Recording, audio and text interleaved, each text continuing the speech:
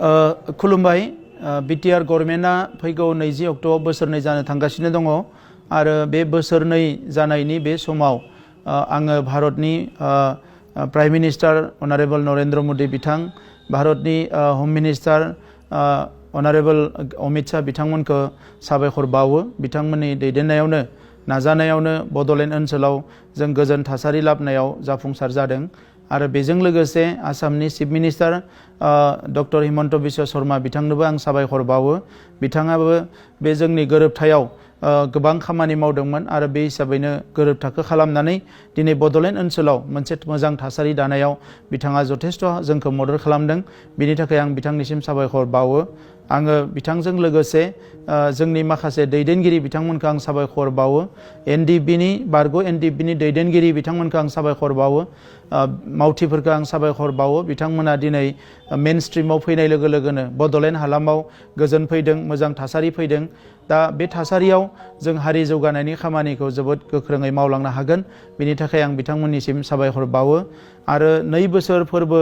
फालिनायनि सिगाङावनो जिखिनि मुंख्लं जालांबाय साफ्रोमबो मुंख्लंनिसिम आङो गोसो गोरबोनि साबायखर बावहरो आरो लोगोसे दुलाराय बर' फरायसा आफादाबो बे गोरोबथायाव मैखोमै बोदोंमोन एबा गोरोबथाखौ जानांगौनि हाबा मावबोदोंमोन आं दुलाराय बर' फरायसा आफादनि दैदेनगिरि बिथांमोनखौबो साबायखर बावो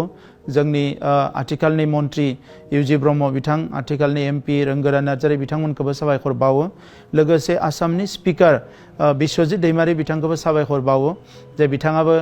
जोंनि बे गोजोन थासारि लाबोनायाव गोबां खामानि मावदोंमोन आरो बेजों लोगोसे बड'लेण्ड ओनसोलनि गासैबो रायजो राजानिसिम आं साबायखर बावो दिनै बड'लेण्डआव गोजोन थासारि दानायाव बयबो बिहोमा होदों बयबो हाबा मावदों बेनि थाखायनो बड'लेण्डआव गोजोन थासारिया फैनो हादों आं बिनि थाखाय बयनिसिमबो गोसो गोरबोनिफ्राय साबायखर बावो बड'लेण्ड सरकारा दिनै जोङो बड'लेण्ड ओनसोलनि रायजो राजाफोरनि जौगानाय रैखाथि गोजोन थासारि आरो जिखिनि जेंनाफोर दङ बे गासैबो जेंनाखौ बोस्रांनायनि थाखाय हाबा मावगासिनो दङ बिसेस भाबे बड'लेण्ड गोरोबथानि BTR गोरोबथानि जिखिनि दफाफोर दङमोन बेखौ मावफुंनो थाखाय जोङो खामानि मावगासिनो दङ बेवहाय माखासेयाव जाफुंसार जाबाय आरो माखासेया जाफुंसार जानायनि लामायाव बेजों लोगोसे जिखिनि जोंनि सोलोंथाइनि फारसे जोङो जोबोद गोख्रों खामानि मावगासिनो दङ फोरोंगिरि 99 नि प्रब्लेमखौ फोजोबबाय TET फोरोंगिरिफोरनि जेंनाया जोबनो थांगासिनो दङ आरोबाव गोदानै जोङो TET खुंनो थांगासिनो दङ बेजों लोगोसे स्कुल प्रभिन्सियेलाइजेसननि थाखाय गोबां नारसिनगासिनो दङ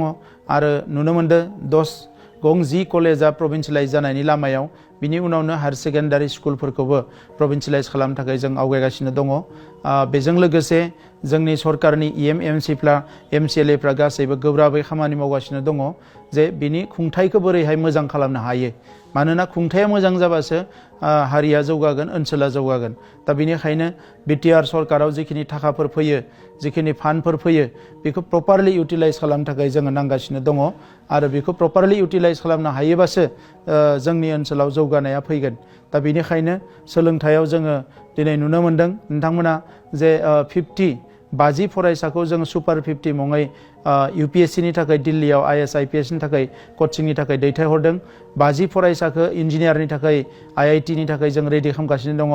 50 फरायसाखौ जोङो मेडिकेलनि थाखाय जोङो तैयार खालामगोन जानुवारिनिफ्राय आरो बियो बर'नि दैदेनगिरिफोरनिनो सिमांमोन बर' माहारिनो सिमांमोन बेखौ जोङो मोगथां महर होनो थांगासिनो दङ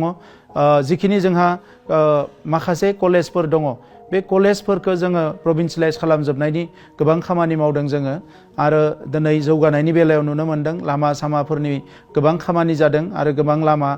जोङो देग्लाय बोसोराव लाबावगोन बे लामाफोरखौ जोङो कालभारफोरखौ बानायनानै थांलाय फैलाया हान्था मेलाया जाहाथे मोजां जायो बेखौ नोजोर होदों फरायसालिफ्राव टयलेट आरो लोंग्रा दै गैयामोन मेक्सिमाम फरायसालिखौ फैगौ बोसोरनि गेजेराव गासैबो फरायसालियावनो टयलेट आरो लोंग्रा दैनि बेबस्थाया कमप्लिट जानो थांगासिनो दङ बे बिथिंखौ जोङो जोबोद नोजोर होदों दा बिनि अनगायै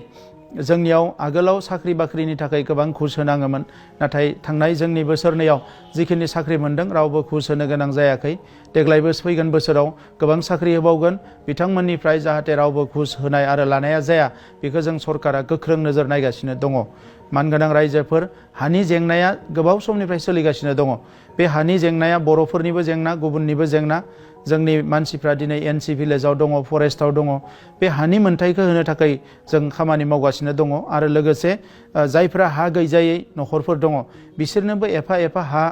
जोङो मोनहोनानै जाहाथे गोजोरै संसार जानो हायो बिनि बेबस्थाखौ जों खालामगासिनो दङ। जायफोर लाइमोनफोर साख्रि बाख्रि गैयै बिथांमोननि थाखाय डिफेन्सनि थाखाय जोङो माखासे ट्रेनिं सेन्टार, स्टाफ सिलेक्शननि थाखाय जोङो माखासे कचिं सेन्टार आरो बिभिन्न डिपार्टमेन्टआव साख्रि मावनो थाखाय जोङो माखासे ट्रेनिं सेन्टारफोरखौ खालामगासिनो दङ। बेजों लोगोसे जिखिनि स्किल ट्रेनिं बेखौ होनो थाखाय जोंनि ITI, जोंनि हायार सेकेन्डारि स्कुलफोरखौबो जोङो मोनानि समाव अपेन खालामनो नागिरदों, जेराव बिसोरो मेसिभ ट्रेनिं लानो हागोन। जोंनि रांखान्थिया आबादाव सोनारो। जों आबादखौ जोबोद गोसो होदों, दाउ अमा फिसिनायखौ गोसो होदों। जोंनि रांखान्थिया हेन्डलुमाव सोनारो। गोबां आइजोफ्रा दानाय लुनायाव एक्सपार्ट, ओंखायनो जों हेन्डलुम मिशन बानायदों, सेरिकालचार मिशन बानायदों। बेबायदि गोबां मिशन बानायदों जाहाथे जोंनि रांखान्थि जौगानाया जोबोद गोख्रोङै मोजाङै जानो हायो। स्पर्ट्सआव जोंनि मानसिफ्रा जोबोद जौगानाय, नंखायनो गंनै स्पर्ट्स एकाडेमि आरो गंसे इन्टारनेशनेल स्टेन्डार्डनि स्टेडियाम क'क्राझाराव लुनो थांगासिनो दङ। आरो जायफ्रा दिनै गेलेग्रा बिथांमोनखौ मदद होनो थाखाय बड'लेण्ड गभर्नमेन्टनिफ्रायनो जोङो मोनसे स्पर्ट्स पलिसि दानो थाखाय लाहार फाहार खालामगासिनो दङ। थांनाय समाव ISPL गेलेनायाव, ISPL गेलेमु जानाय समाव, गेलेबाय थानाय समाव नोंथांमोना गासैबो बिथिंनिफ्राय मदद होनायनि थाखाय आं रोजा रोजा साबायखर बावदों। बड'लेण्ड गभर्नमेन्टआ बड'लेण्डनि आइ आफा रायजो राजानि थाखाय BTR गभर्नमेन्टआ आरो बिनि थाखाय नोंथांमोना जे जोंखौ फोथायनाय आरो अननाय होदों बिनि थाखाय आं साबायखर बावदों। आरो फैबाय थानाय समावबो जोङो गोख्रोङै ओनसोल जौगानायनि थाखाय, माहारि जौगानायनि थाखाय हाबा मावनो आखायाव लादों। बे हाबाफारिखौ मावफुंनायाव नोंथांमोननिफ्राय मदद मोनगोन होननानै आं मिजिंथिबाय।